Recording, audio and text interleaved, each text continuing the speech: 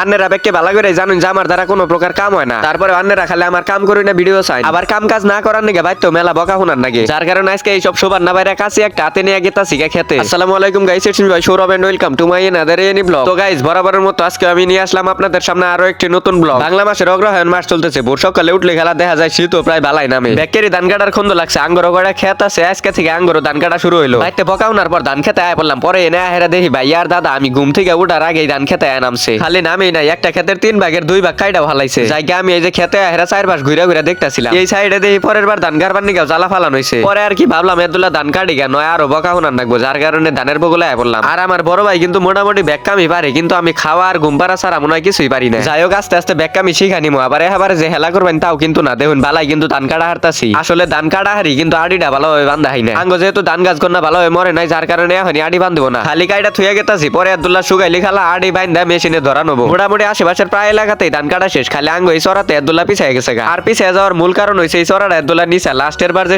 বৃষ্টি হয়েছিল তখন আব্দুল্লাহ পানি পাচ্ছিল, এই পানিটা ভালো করে হুগায় হারার ছিল না, এই যে 2-1 দিন আগে পানি হুগাইলো, যার কারণে এই চড়াই ধান কাটা পিছিয়ে গেছে। যাই হোক, খালি কাইটা থুয়ে গেতেছে, আড়ি বান্ধার নাকতেছে না, যার কারণে এই ক্ষেত কাটা মোটামুটি শেষ। আঙ্গ এখন অন্য আরেকটা ক্ষেত ধরবো, পানি টানি খাইয়া অল্প একটু জিরা জুড়ে ওই ক্ষেতের কাছে যাবো। আবার জিরাইতাছিলাম, পরে বাইতে থেকে একটা পাকা পিবি দিয়ে গেল, পরে হেটা ভাইয়া ভালোভাবে ছিলে আনিতাছিল। পিবিটা খাইয়া খেতে নামো আর কি এমবুরা, কিন্তু দাদা আবার অলরেডি খেতে নাইমাও গেছে। পিবি খাওয়ার পরে ভাইয়া কইতাছে বিবির বিচি গন্না তাহলে পুকুর পারে জাংলার জন্য যে জাইর বানানো হয়েছে সেই জাইরে যায় গাইরা দিয়ে গা। পরে আমি বিচি গন্না জাইরের মধ্যে গাইরা দিতেছিলাম। আসলে আন্নেরা মেলা মানছে জাইর চিন্তা শুই না, মূলত লাউ গাছ টাউ গাছ গাড়ার জন্য যে নিচা জমিতে আব্দুল্লাহ মাটি ফালায় ওসা করা হয়, এটার এই আঙ্গ টাঙ্গাইলা ভাষায় জাইর কওয়ানো হয় আর কি। এই যে ক্ষেতের হাতে যে ছোট পুকুরটা দেখতেছুন, এটা আম করি প্রতি বছরে আলহামদুলিল্লাহ বালাই মাছ পাই। এইবারও মাছ ধরার সময় আন্নে করে দেখা মনি ইনশাআল্লাহ। আরাম করে এই ক্ষেতে দেখুন ধান গন্না পইরা কিবা নষ্ট হয়ে গেছে গা। আসলে এইবার লাস্টের বৃষ্টিতে মেলা মানুষের এই ক্ষতিটা হয়েছে। আমি পড়ই না ধান গন্না কাটা হারি না, যার কারণে ভালো ধান গন্নার বগলে গেতাছি, ভালো ধান গন্না কাটপার নিগে ভালো ধান গন্নার বগলে আহেরা বেশ কিছুক্ষণ ধান কাটলাম। আর আমার মনে হয় আজকে জীবনে প্রথম আমি এতরি ধান কাটলাম, কিন্তু যা বুঝলাম আসলে কাম করে মজা আছে। তো পরে আমি বাইতে আয় বললাম ভাই আর দাদা ধান কাটতাছে। যাই হোক, আমার আজকের ভিডিওটা এই পর্যন্ত আসছিল। বেকে ভালো থাকবেন, সুস্থ থাকবেন। পেজটা ফলো না করলে এখনই ফলো করে দেন। আজকের মতো যাই, আসসালামু আলাইকুম, আল্লাহ হাফেজ।